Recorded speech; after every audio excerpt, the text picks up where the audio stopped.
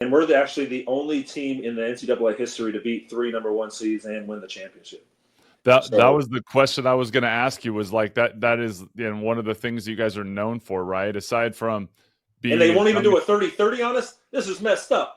30-30, hey, let's go. Hashtag 30-30. Shout out 30 for 30. They absolutely do have every reason to put. You guys had a lot of the pre one and done youth too, right? I mean, yeah, the and young the guys. true Cinderella story.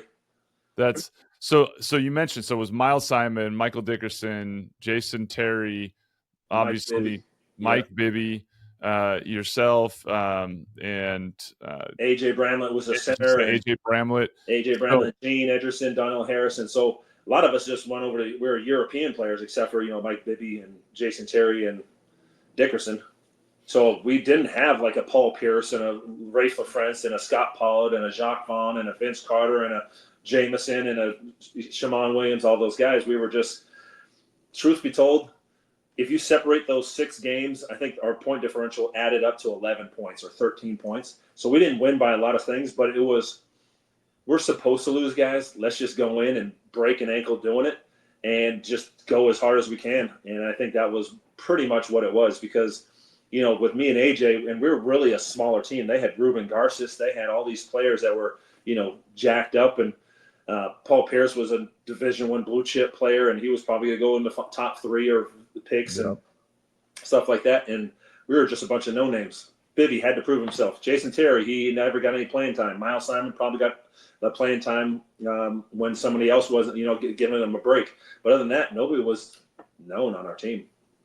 It became, I actually remember, I mean, a few years behind you, so that was one of my most vivid, kind of experiences as a kid watching, as a high school guy watching a tournament. So it was really like a memorable run for you guys. And when you go into the Arizona days, so when you first get there and you guys are kind of figuring it all out, what was like any stories or any kind of moments in that early stage of getting settled at Arizona? Lute Olson was so organized. It's like when you're at that level, you have a system.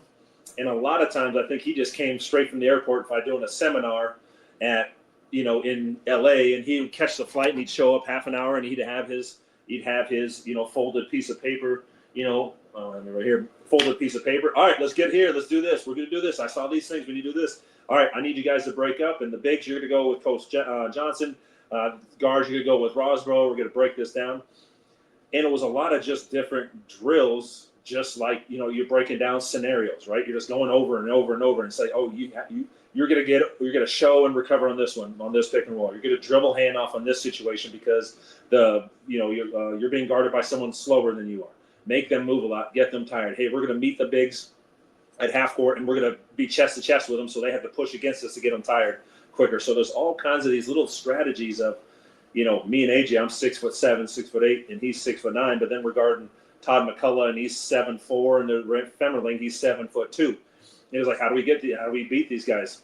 You guys can run all day long and not even get tired.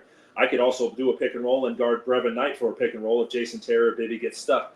So having those traditional roles of a Patrick Ewing, who's a true center, is not what we did. We just basically changed up everything. I mean, AJ was a very slender 6'10". I was a very slender 6'7". I was probably 215, 220 pounds, and he was probably 225, 230. But then you go against these guys that are 260 and guard Tony Gonzalez coming off of Cal football. I mean, talk about trying to move somebody. You just got to adjust. And the thing is, if you have someone I'd rather have a short, hard-nosed guy than some tall, soft dude any day. I'd rather have a 6'5" center go busting his butt every single, every second than going out there is like, come on, man, we got to get some more out of you. It's like, no, you don't want those guys on your team with you at the end of the game. Without a doubt. So did you guys, like, obviously to be successful, there's a, everybody settling into roles and everybody finding kind of a rhythm. At what point, during the season, and, you mentioned the Pac-10, and the kind of number of known kind of NBA guys that came, that were in the conference at the time too. When did it click, and what was the kind of chemistry component? I have no idea, because we lost those last 3 out of 4 games, and we're like, oh crap, we got this tournament, and we weren't expected to do anything. So then we almost lost to College of Charleston. Then we almost lost to Southwest Louisiana State. We never heard of Bill Musselman. I slowed the game down. I think we were down 6 points with like a minute and a half left and came back and won by 2 points. Then we're like, all we have is Kansas.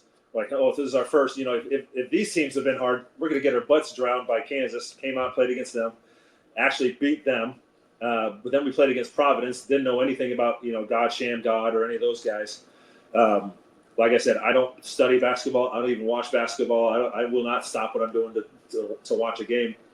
And then we go to the Final Four, and it's like, holy crap, this is a large stadium. This is a football stadium. There's 52,000 people in here. And, like, you can't even kick a ball to the ceiling. I mean, we're used to playing in these little field houses, and McHale's 15,000. But when you get to 48,000, it's a big arena. And then there's the security and all the cool thing and the swag bag and then the video presses. And it's just a fine-tuned marketing blitz media thing. And it was just like, Dad was like, tell stories. I was like, I don't want to tell my country stories. Like, you have a great story. And now it's, I'm telling more stories now that my career is over with. But it was a whirlwind. And then we came back and we won the whole thing. And we're getting on the back of the bus. And I said, so who do we play next? You play Cal, you usually play Stanford. You play Arizona State, you play New Mexico afterwards. And you're just like, holy crap, we're the number one team in the nation. Like, it is a surreal feeling. Your kids are so used to, like, all right, we play next, so nobody cares what we did last game. Who do we have next? All right, we got practice. We have to get back on the bus. We have to take a road trip. Got to get back on the plane. We got to fly to Spokane. We got to take and you're just like, you're on this constant rinse and repeat, recycle. And then all of a sudden, you're like, that was the last game of the season, and we won the last game of the season. Hell yeah. What are we going to do tonight? And we go down to downtown Indianapolis. There ain't nothing going on. There ain't nothing going on. So here's Arizona's fans, and then here's Kentucky. Kentucky's the whole stadium, and we have like this little, hey, Mom, hey, Dad. And we go out, and everybody drove home because, you have Arizona over here, and then you got Indianapolis and Kentucky, and you got North Carolina over here. Everybody's over in the East Coast. We had nobody there. So then we just came back to the hotel and hung out with our parents, went and got some Jimmy dogs, hot dogs, whatever. And then when we came back to Tucson, that's when things started going crazy. The streets were shut down, and people were running around topless and all kinds of stuff. Of course, we missed the best night to hang out. But the celebration night. We had championship parties and gatherings and autograph signing thing. So Tucson is the only thing in University of Arizona basketball, first of all, and then other sports is the only thing in Tucson. It's not like Phoenix or LA where you got Universal Studios and Disney and the Dodgers and the Angels and the Lakers and all that stuff. Tucson, that's all we got. There's nothing but the University of Arizona right there. We call it Tucson, Arizona, because it's so dusty down there. Yeah, that's a great place. I think that's an underrated and under talked about aspect of like collegiate sports as a whole, as being in a town without pro. Like that, Fresno was the same way, right? Like that was their NBA roster. The NFL team is Clovis and Fresno. That's all you guys got down there. That's what you have, and that's trapped. It's epic, right? It's like an alligator Alcatraz. You can try to leave if you want to, but you're gonna a long haul before you hit any big city. Nothing to go to, but it's awesome when you play for that, right? I mean, I was a freshman playing a few minutes, just backing up Chris Jeffries, literally a minute or two a half, right, at most, until we late in the year when we were depleted. I was playing quite a bit, but I'm 1 or 2 minutes a game, and I can go around anywhere in Fresno and get whatever I want because small town. The small town. That was a really cool experience, and so to win a title in Tucson and have the world kind of at your fingertips. And I still get asked about, because our whole team is a bunch of halfies. Me and AJ are half black and half white, and we're tall. Mike Bibby and Miles Simon. So I've been called AJ and Miles.